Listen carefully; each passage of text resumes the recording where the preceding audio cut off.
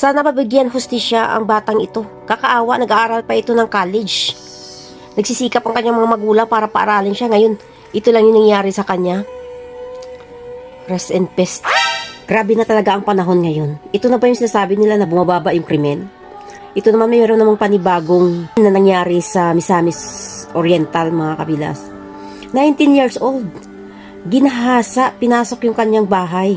Wala yung kanyang mga magulang dahil nasa trabaho. Ang kapatid niya naman nasa school.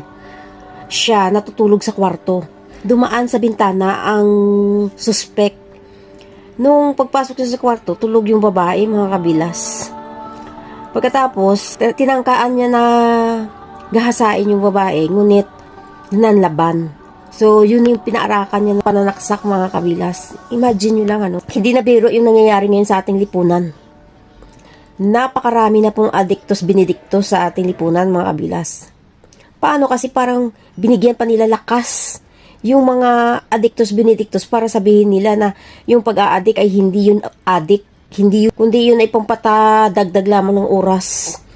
Kaya yung mga tao ngayon, ang lalakas ng loob mag-addictus benedictus dahil mismo mula sa ating PNP, chief, mga kabilas, siya mismo nagsabi na yung pag-a-addict ay hindi addict.